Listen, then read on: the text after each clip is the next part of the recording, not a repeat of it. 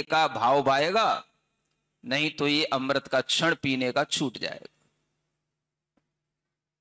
इस विध द्वय विध यह मोक्ष मार्ग, इस तरह से दो प्रकार का मोक्ष मार्ग है। एक व्यवहार भी मोक्ष मार्ग है और निश्चय भी है। व्यवहार तो अनेक चीजों के आश्रित हो गया, निश्चय सिर्फ एक पानक बन गया। अब उस पानक में हम ये नहीं कहेंगे देखो ये सौंप है, अगर दिख गया तो फिर वो पानक नहीं है। नहीं समझ में आ रहा? देखो ये मिश्री का, तुम्हें स्वाद आ रहा है ना, तुम स्वाद ले लो, दिखा नहीं सकोगे ये मिश्री है। अगर मिश्री दिख गई तो फिर पानक का आएगा, सौंफ का दाना दिख गया तो फिर पानक का आएगा। नहीं समझ में आ रहा? ये महाराज क्या, कुछ नहीं वो काली मिर्च का छिलका है। अरे भाई छिलका भी आ गया तो क्या आ गया? फिर पानक का आएगा। समझ आ रहा है? तो इतने अच्छे से पीसो ना कि उसमें छिलका भी दिखाई न दे। महाराज को भी देखने की जरूरत क्या पड़े उसमें कि छिलका आ गया, तुम्हें सफाई देने की जरूरत क्या पड़ेगी, ये काली मिर्च का छिलका है। तो वो पानक में कुछ नहीं होता है, पानक सिर्फ पानक होता है और उसमें सबका सार होता है। इसी तरह से ये व्यवहार मोक्ष मार्ग का जितना भी विस्तार है, इस सबका सार है क्या? निज आत्मा का अनुभव, उसी का रुचि, उसी में स्थिरता, उसी में रमणता, ये सार है मोक्ष मार्ग का। ये निश्चय मोक्ष मार्ग है। क्रम क्रम से साधो भव्य जाग, ये साधु के लिए स्वयं का अपना संबोधन है। हे साधो, इसको क्रम क्रम से साधो। साधो माने दो चीजें हैं। मैं कई बार बोलता हूं, अपने लिए बोलता हूं, दूसरे के लिए क्यों बोलूंगा? अपने लिए मैं कई बार एक आवाज लगाता हूं, हे साधो साधो, हे साधो साधो। नहीं समझ में आया? साधो साधो, बस इसी का नाम साधु है। साधु का जो सप्तमी का एक वचन में क्या, हे साधो, है ना, संबोधन स्वयं के लिए, हे साधो साधो, बस यही है अपना काम। तो हमें अपने में ही खुद आवाज लगानी पड़ती है। जब हमारे अंदर से कोई दूसरी आवाज नहीं आती और किसी की आवाजें हमको इफेक्ट करने लग जाएं, तो फिर हम अपने अंदर से अंतर गूंज से एक गूंज मारते हैं, फिर एक आवाज मारते हैं, हे साधो साधो। मुझे अपनी अंतर गूंज से मतलब है, दूसरे की गूंज से कोई मतलब नहीं है। दूसरे में क्या गूंज रहा है समझ में आ रहा है ना? ये मेरी अपनी अंतर गूंज है। तो ये वही भाव है, हे साधो, क्रम क्रम से भव्य साधो, साधो इसको साधो, क्रम क्रम से जाग। जाग माने जागृति के साथ ही ये सब चीजें सधेंगी। मूर्छा आ गई, सब बिगड़ जाएगा। जागृति है तो ही व्यवहार मोक्ष मार्ग है। जाग करके ही व्यवहार चलेगा और जाग करके ही निश्चय में आओगे। किसी भी तरह की आपकी व्यवहार में भी मूर्छा हो गई, किसी भी तरह से आप व्यवहार में राग द्वेष मोह से ग्रस्त हो गए, तो वो जागृति व्यवहार मोक्ष मार्ग में भी बाधा पड़ेगी। और निश्चय में तो फिर आप आ ही नहीं पाओगे। जब व्यवहार ही अच्छा नहीं होगा तो निश्चय कहां से आएगा? तो ये एक घूंट बनाने के बाद उस घूंट को पीने के लिए ये सब पूरी ढाल का सार है। दूसरी ढाल का ये सार निश्चय, सम्यक दर्शन, ज्ञान, चारित्र्य, निश्चय मोक्ष मार्ग है। और व्यवहार, सम्यक दर्शन, ज्ञान, चारित्र्य, व्यवहार मोक्ष मार्ग है। इन सबको क्रम क्रम से साधना है। क्रम का मतलब पहले व्यवहार मोक्ष मार्ग को साधो और फिर निश्चय मोक्ष मार्ग को साधो। हे साधो, इसी को साधो बस। और क्या है साधने के लिए हमारे पास? और तो कुछ साधना है ही नहीं। कोई बड़े तप हम कर नहीं सकते, कोई बड़ा हम कुछ, है ना, कुछ कर ही नहीं सकते, इतनी कुछ है ही नहीं। बस इतना ही बस है, इसी को साधते रहो। तो यही अगर सधता रहेगा तो यही मोक्ष मार्ग को बनाए रखेगा। और तभी अनुभूति होती है कि मैं मोक्ष मार्ग पर हूं। सुन रहे हो ना? भागने से नहीं होती, अपने स्वभाव से छूट जाने से नहीं होती, स्वभाव में रहने से होती, स्वभाव को साधने से होगी। तो ये साधने की साधना जो करे उसी का नाम साधु होता है। किसकी साध है? किसको साध है? तुमको साध है क्या है? तुम हमारे से मन रहे हो कि नहीं? तुम हमारे लिए क्या सोच रहे हो? तुम हमारे लिए कहीं गलत तो नहीं सोच रहे हो? तुमको साध है क्या? तुमको क्या साधेंगे? तुमसे लेना ही देना क्या है? नहीं समझ में आ रहा है?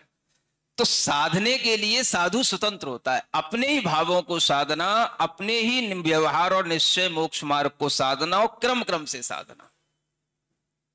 पहले सब पढ़ो और सब पढ़ने के बाद बस जब एमए की क्लास में पहुंच जाओ तो बस फिर कहां पढ़ना है तुमको? छोटे आ से अनार और बड़े आ से आम फिर कहां पढ़ाया जाता है?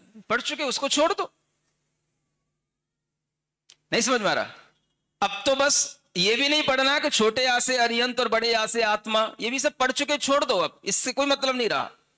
अब तो तुम ये देखो कि तुम आत्मा हो कि नहीं, तुम्हारे अंदर अरिहंत उतर रहे हैं कि नहीं, बस ये देखो। तो ये एमए की क्लास है, नहीं तो तुम आज भी चौथी क्लास में ही पढ़ रहे हो। नहीं समझ में आया? एमए में और क्या होता है? एक ही बस सब्जेक्ट रह गया, एक आत्मा, बाकी सब विषय छूट गए। History, geography, chemistry, physics, math, English, Hindi सब जो है सब पढ़ लिए। अब एमए में बस आप एक सब्जेक्ट ले लो और उससे भी आगे आपको चलना है तो शोध करना है, तो बस एक टॉपिक पकड़ लो, उसी में लीन रहो बस। तो पार हो गए तुम।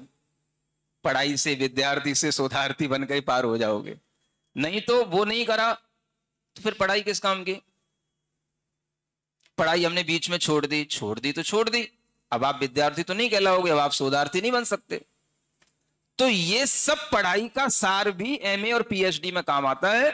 उसी तरह से सब व्यवहार, सम्यक दर्शन, ज्ञान, चारित्र की चीज बस निश्चय के काम के लिए होती है।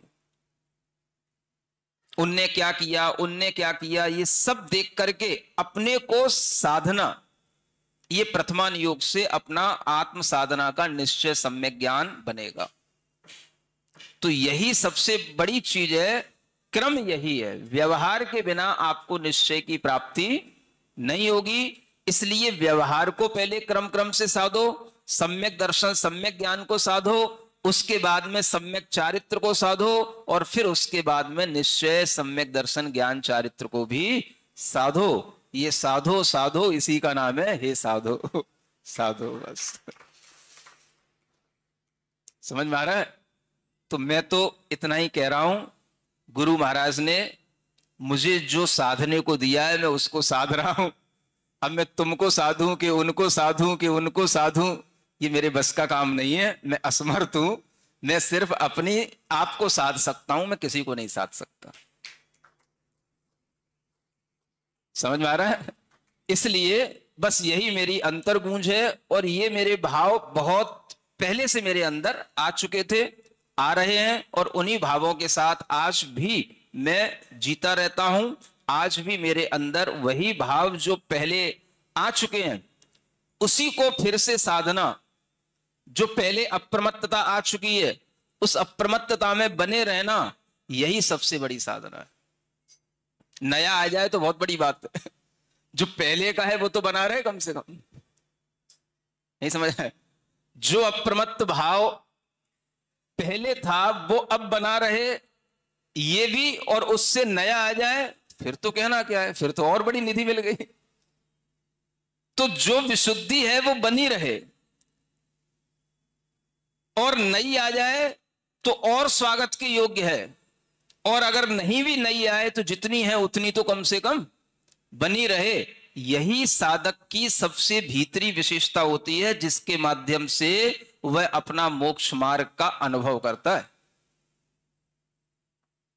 सुन रहे हो? तब जाकर के कभी वह आत्मा और कभी वह आ माने अरिहंत। नहीं समझ आ रहा? व्यवहार में होगा तो आ माने अरिहंत, और निश्चय में होगा तो आ माने बड़ा, आ माने आत्मा। समझ आ रहा है? तो व्यवहार छोटा हो गया, छोटा आ माने अरिहंत, और बड़ा आ माने आत्मा, तो आत्मा बड़ा हो गया ना। समझ में आ रहा है? तो व्यवहार में आया तो अरिहंत भजन कर प्यारे। समझ में आ गया? निश्चय में गया तो आत्मा का भजन कर प्यारे, और क्या बचा है तेरे पास प्यारे। समझ में आ रहा है? अब कोई और प्यारे लाल के गीत गाने की जरूरत नहीं है, बस अपना यही अंतर्गूंज का गीत अपने लिए पर्याप्त है। अरिहंत भजन कर प्यारे, अरिहंत भजन जाकर नेते पातक भाजे, जाकर नेते दूर होय अंधियारे।